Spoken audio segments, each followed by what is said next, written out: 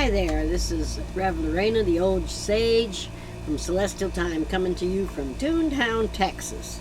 I'm now out here in my camper. We're finishing up the Sherwood Forest Renaissance Fair, and we're over in Austin on the weekends. This weekend was rainy and cold. Last weekend was hot, and we just don't know. It's Texas, so wait 5 minutes and the weather will change. But anyway, what I'm coming to you today about doesn't have too much to do with the Renaissance Festival, although it does. I teach this, and I teach this off my reader's table quite a lot. I've noticed that I've been doing a lot more, especially this last weekend, really talking about deeper subjects than whether you need your car fixed or not, although that does come up occasionally, and in different things, your relationships. But people are beginning to wake up. They're beginning to go, what is going on?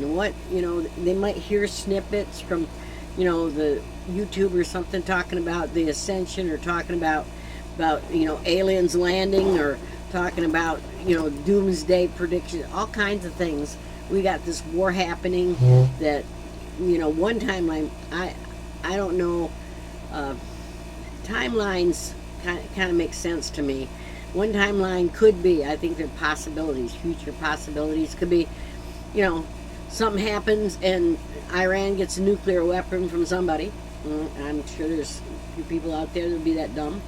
But somebody, power hungry somebody, and then they end up blowing themselves and half the country up, and maybe the Middle East is no more. Who knows? Maybe there's so many maybes. Maybe they'll figure it out, and we will live in a prosperous world with automatic robots and everything doing all the things, and genetic food, and who knows? There's so many possibilities. There's one for peace, and I like that. But in the spirit realm, we don't need to eat. We don't need to play this game, and this is a game, and that's I think what I would like to talk to you about. I have a book out, and it's called 4 Simple Truths. Okay, and it's a book that I wrote from 2:30 in the afternoon until 4:30 in the morning. It was a download. And when you do something like that, I've done it before, I've channeled before, I've been a metaphysical teacher for almost 50 years now. And you just don't, you are in a place, you don't know what time it is, nothing. You're just steady going. And I got the inspiration to sit down and do this in the middle of writing Loosh, Food for the Old Gods, which is out now, But I want to talk about this because I actually gave one of these books away. We didn't have a lot of business this weekend because it was cold and rainy, but the business we had, especially the readings I had, I felt like I did good work. I'm there for a purpose. I'm here for a purpose, or I wouldn't be here, But these 4 simple truths, I urge you, if you're open to metaphysics, even if you're not, to get this, because it's kind of the game plan for how to run life. I'm not saying, oh yeah, it's just a game, don't worry about it, we're not playing. We came here to experience the physical reality. We put me, you, all of us, crammed our soul energy, our spiritual energy, our God spark into a container. This is the container. This container gets old, it cracks, it breaks, sooner or later it dies. The soul energy that enlivens it, if my soul was not in here, this body would not be alive. I don't care how old I am. Okay? So we come here with a game plan. And I believe, and I'm pretty positive of it with all the work I've done over the years with life between life regressions, past life regressions, all kinds of things, that we have at least a fairly good sized hand in what we want to accomplish. It's kind of like going to college and deciding if you're going to be an engineer or an architect, or if you're going to be a doctor or a lawyer, different things. Then you choose the classes that you need to end up knowing, that skill. Well, lifetimes, you can view just like that. We choose the classes that we're coming into, that we're taking, to help us learn and grow. Maybe not to be a lawyer, but these are main things: how to love, how to love self, how to be compassionate, how to honor the earth. There's all these big concepts would be the course lawyer, doctor, judge, those kind of things. We learn a lot of things here. We learn how not to be judgmental because we're all in this same boat together. And right now on the planet, we have a tremendous amount of division, and duality is the illusion. That was the first book I ever wrote. But duality is they're trying. It's working so hard trying to balance itself back out between the negative and the positive, and whether there is a force outside of this planet or not, something or some energy is trying to divide us, and divide. When we're divided, then there's negativity. That's how that goes. You're wrong and I'm right, and if we're all one, honestly, come from the same source, we're all right in our own perception.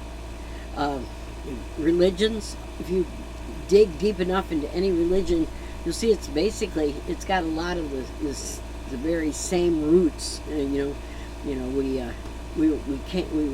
were created. There was a flood. We were created again. There might have been gods. There might this, that. No matter what you call it, it's the same energy. We came from one source, because there can't be two sources. If there's two sources, there got to be one ahead of that. It has to be one thing. That's a physical impossibility to have two first causes. Okay? So there's one thing, one life force energy, whatever you choose to call it. All of us are in it, whether we're Muslim, Hindu, Buddhist, nothingist. It doesn't matter if you're alive and on this planet and in a body. You have that spark of life in you. And getting in touch with that is part of the understanding of this awakening or ascension that is so necessary. First, realize who you are. You are a creative being, a creative spark of life, living in a meat suit with a bag on your head of unknowing. This is cloud of unknowing. There's one book. Oh, it's old book. You maybe could find it, called The Cloud of the Unknowing, that talks about that. I think it's a Buddhist teaching, but no matter where you get it from, no matter what, it just makes logical sense if you stop and think about it a minute and take away all your judgments about, is Christianity right, is Islam right, is Buddhist right? Everybody's right. Everybody's right in their own perspective. So let's put that aside. Imagine life remember when you were a kid, maybe you weren't, but there certainly were games, even for the younger ones. We played Monopoly. And some people, you play Monopoly, and then some people would get so upset because they landed on Park Place and somebody else, and they lost things, or they went to jail. They would get just totally involved in the game and forget that they were the person that was playing the game, and they were the person that was moving that little boat or whatever it was around that board. There's been fights in families because they get so entrenched in the game, they take it personally. They take it on as their persona. Well, that's exactly what we do here when we move into this game piece we call our body. Okay? We're moving into this, and we're playing our part in the whole scheme of life and things. Okay? And each one of us has this absolute inner spark, and we create thoughts and we create emotion. We are emotion creating beings. I had a near-death experience one time. One of the things I brought back from it, I brought a lot back more than this one. I brought back that it was totally emotionless, and anybody else that's had a near-death, if you think about it a minute, it was like, yes, it was beautiful, it was amazing, it was lovely, and the colors were, oh my God, they were spectacular, but everything, there was no heart-wrenching, oh my God, I'm gone, or oh, I'm so, none of it. that wasn't there. That human emotion is what Lush wants to eat. That can, if it's negative, it creates Lush. If it's positive, it creates joy. And either way, it adds to the collective of that emotional energy here on this planet. And that's, you could look at the yin yang symbol, and one side is the emotional energy of joy, and one is the emotional energy of anger and fear. And they're constantly just weaving back and forth. One can't go too far this way because the other one balances. It's kind of like one of those bubbles, and bubble lamps almost, But anyway, I wrote this. It's called The Four Simple Truths. Wake Up and Ascend. Well, ascension doesn't necessarily mean there's the rapture, although some people think, and if it's for them, fine. Yeah, that might be true. Doesn't matter. Whatever it looks like, the fact is, well, the assumption is that we are transforming and we are graduating. I feel like we're in a graduating class here. And there's so many of us on this planet wanting to graduate. In other words, be done with the illusion of our physical body as who we are, and move to the next stage of our evolution, fifth dimension, sixth, whatever dimension, whatever you want to call it. It's a rise up or a change. Okay, everybody gets lost in the verbiage, and then pretty soon they're off down some rabbit hole. And if you just take the eagle's perch, come up, look at the whole thing, look at it like a Monopoly game. Sometimes you're going to be on Baltic Avenue, and sometimes you're going to be on Park Place, and sometimes you'll own it and sometimes you won't. And you're learning how to play the game. And in life, you're learning how to find love and joy instead of sorrow and pain in your experience, and then therefore in your emotional nature. And the emotional nature is what's balancing the yin yang, what's in the bowl. Okay, so to graduate, you have to realize you're playing a game. It's a serious game, and college was a game in a way, but it was very serious, right? If you flunked out of college, you didn't get anywhere. It's important, And anyway, there's my puppy there. Puppy behind me. I'm in the camper here in Toontown, so I don't have a lot of room. It's not my office, but I don't care. This is my camper. Okay. Anyway, the first truth is who we are. I've just been talking about who we are. We're spiritual beings in a physical body having a human experience. Where we are, we're on a planet in a solar system, one of millions, with a sun that is actually now giving off corona ejections like nobody's business. The magnetic field has gone crazy, and a lot of us are in our bodies. We're feeling zzz in different feelings in our bodies as the energy is speeding up. Well, our whole planet and our whole solar system is speeding up. It's actually, I believe, physically going faster as it rounded the egg shape. We're in an egg shape orbit, and it rounded that, and it's kind of like slingshot, coming off and coming into a sector of the whatever our universe and many others are rotating around. Everything is a circle. You can't get away from a circle. Everything goes around and comes back. I don't know. Find something that isn't secular. Go ahead, find it. Okay, I'll wait. Okay, and so where we are, well, here we are in a meat suit on a planet, in college, let's say, in high school maybe. Some people are in grade school, and some people are in kindergarten maybe, but that's a judgment, isn't it? Okay, but it doesn't matter really. Let's take that judgment for a second. It was funny. I'm got a sarcastic sense of humor, but does it matter? I mean, if you're in school and you're in kindergarten or you're in high school, you're still learning and growing, and the kindergartner is going to be in high school one day, and in this particular school, we live and die and live and die and live and die and do many lifetimes in that same school. Okay, we try on different suits and different sexes and different personas. And how does this fit, and what can we learn from this, and what can we learn from being poor, and what can we learn from being rich, and what can we learn from being sick, and what can we learn from being masculine, all kinds of different ideologies, places, things. It's almost limitless what we can learn here on this planet. In this day and age, we think we're so great, but yet some places on this planet, this very planet today, there are people living like cavemen. Okay? There are people that are living down in the jungle that don't know anybody else. Think that that's all it is. Plant eaters. So who knows? I mean, you can see out your own filter. You can see through your own eyes. But if you take that eagle's perch and realize that the game board is a lot bigger than your little piece of it. Okay? So that's where we are. We're in this field of potentiality, and here doing our best to try to not pass go and collect $200 instead of go to jail.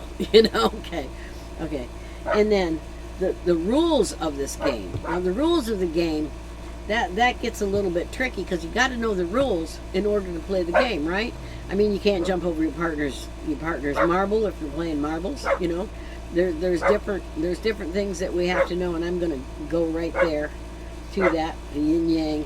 The rules of the game are, I didn't list them, or say I put them in here. This book is only like 70 pages long, and it's in big print. I had to make, I can't see that. I had to make it in big print because really, that's the only way I could get a spine on the back of it, because it's not a very long read. Okay. We are playing a game called duality. I talked about that in the beginning. Duality is illusion.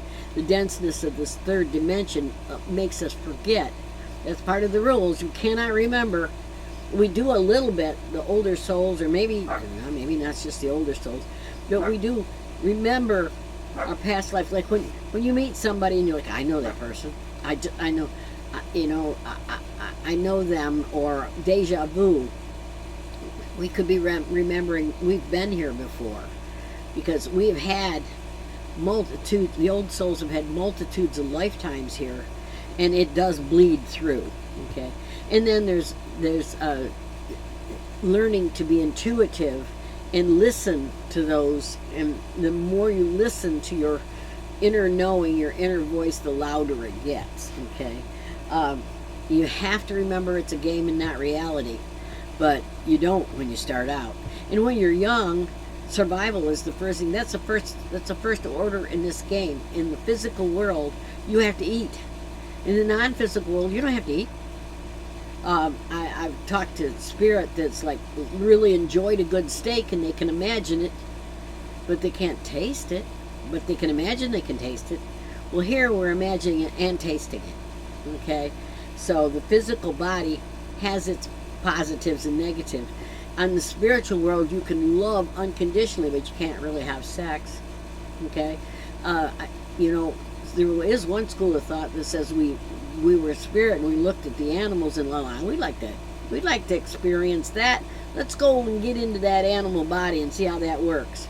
And then there's, of course, another one that said the Anunnaki came and they needed grunt work to dig the gold out of the mines, and they didn't want to do it themselves. They didn't want to use their Gigi. The Gigi revolted, because manual labor wasn't their strong suit either. So they they hybrid in a race, ending up being us, but they maybe couldn't get it right or something. Anyway, they put their own essence in it, and when they did that, they were like eternal beings. They had already, I don't know whether they graduated, I don't know, but they were eternal, and the spark of eternality is within us. Now, we are eternal. We are created in the image and likeness of God, because we are created in the image and likeness of God, and we're made of God's stuff. Okay, that's an easy way to say that. You have to forget. If you remembered all of your past lives, you your your little small little teeny tiny brain would explode. Okay, it couldn't keep all that information. We keep the essence of what we know when we come in. It's like if you're going to go learn algebra, okay, it's not going to do you any good while you're in that class to have to remember everything you knew about biology. That was another class, that was another lifetime. Okay, and so if you purchase a new car, here's a new car. Well, you're expecting a new experience. That new car isn't the old car that wrecked. It's the new car. You have to learn the new car's insights, and these new cars now, they're pretty much computer made. So the bottom line, we reside in a meat suit in the third density of creation. We choose a body to house our spirit. We choose our parents and the circumstances of our birth, much like we choose what the classes we take in college, to further us along the path of our chosen degree. Just as we have in college, there are students' advisors who are our master teachers and guides. As everybody says, we got our angels. I don't know. I'm not really sure what all the different religions call guides or deities, but everybody kind of knows that there's spirit helpers for us, whatever you want to call it. And a lot of people see them. And there's a lot of people that talk to dead folks that get dreams of their loved ones. If you're recently passed, even mostly you can take on a persona to help another soul, especially if they're in your soul group. Imagine a soul group is a group of spirit coming and going. Sometimes incarnate, some of them aren't, and the others are there to help. It's kind of like team spirit. Some of them sit on the bench sometimes, and some of them don't. But the object of this game is to remember who you are.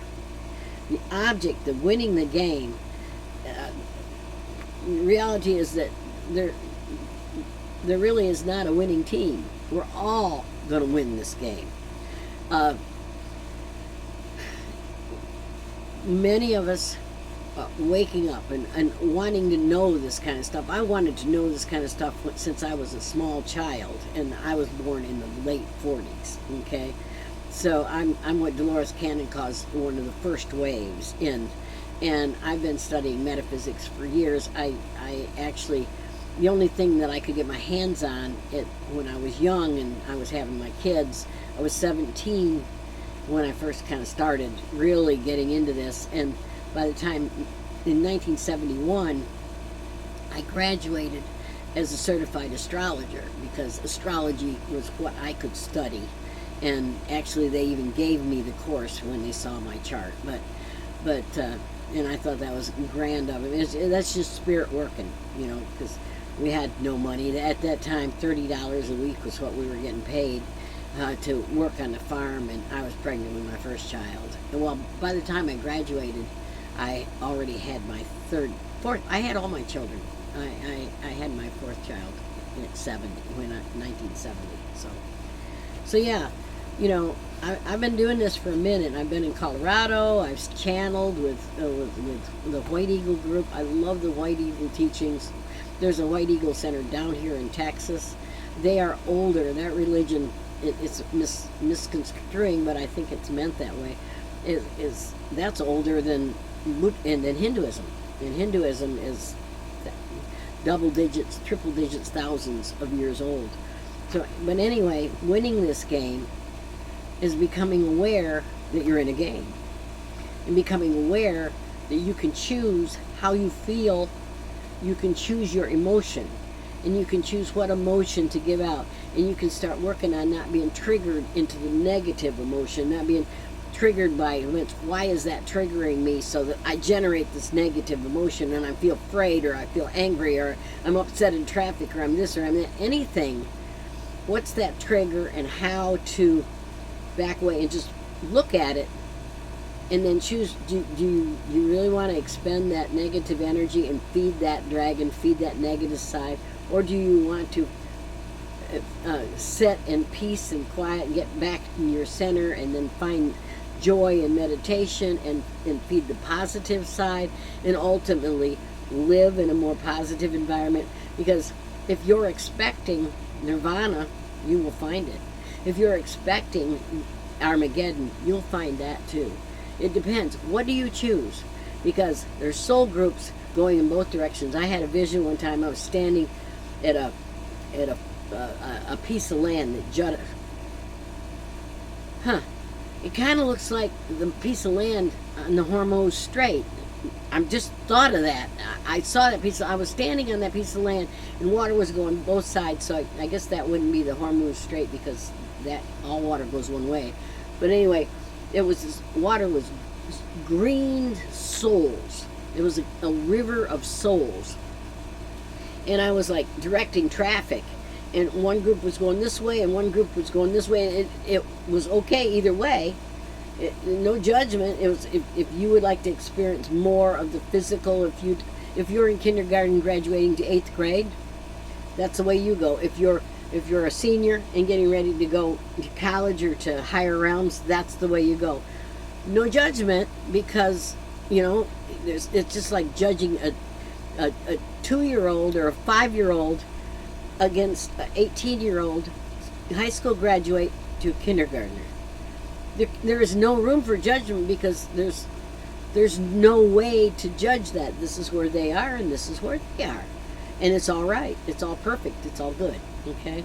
So anyway, I'm going on here quite a bit, but I wanted to hop on here today and talk a little bit about this, because I seem to have been talking quite a bit about it this weekend on my readings, and I do love to do my readings. I love my work, and I'm also going to be using this book. I'm going to do an expo in Virginia Beach in May. I haven't done an expo in 25 years, but I'm getting everything ready, and I'm kind of excited about it, because I'm going back to Virginia. I live near Virginia Beach, and so I signed up to do Body, Mind, and Spirit Expo, and I'm going to do a talk on 4 Simple Truths. And so how things work, since it's in my consciousness, it seems to come up in my reality. And so I attracted quite a few clients this week that had one or something that some of these issues could work with. Overcoming addiction, who am I, and am I good enough? I get a lot of that anyway, but don't we all? And anybody that's a reader of any kind, they know what I'm talking about. We're God's telephone. We're the poor man's therapy session, and I also have a book out called I just renamed it Tarot Pictures. I had started calling it Down and Dirty Tarot, because that's the way I throw cards at the tarot table like nobody's business. But and the subtitle was Tarot Pictures, and so I renamed it and changed the title, just to change the cover slightly. But everybody will know it's also the subtitle is Down and Dirty Tarot. But in that, I talk about how it's important what you say and how you say it to a client at a Renaissance fair at a reader's table, because they will listen to you sometimes much more than they listen to somebody they pay, somebody in mainstream. And there is no accidents, and you need to be ethical. It's not a game. If you're a reader and you think it's a game, Spirit's going to bite you in the butt and get you out of that game before too much longer. Either that, or you're going to go right down a negative path, and you'll only attract people that want to go down that path with you anyhow. So, well, anyway, I've probably rambled on enough here today. I hope you all had a happy Easter. Like I said, we did, but we work Easter Sunday. Check out my video when you can see the alligator with an egg on his head. I'll just leave that at that. Okay, it's on Facebook. I believe I put it on YouTube. If I didn't, I'll put it on soon. So until I run up another video, I haven't run up too many here, because in the camper it's a little bit, I don't know, for somebody that doesn't have anything to do through the week, I'm usually very dang busy. So anyway, until next time, blessed be the light. I'll talk to you later. Bye.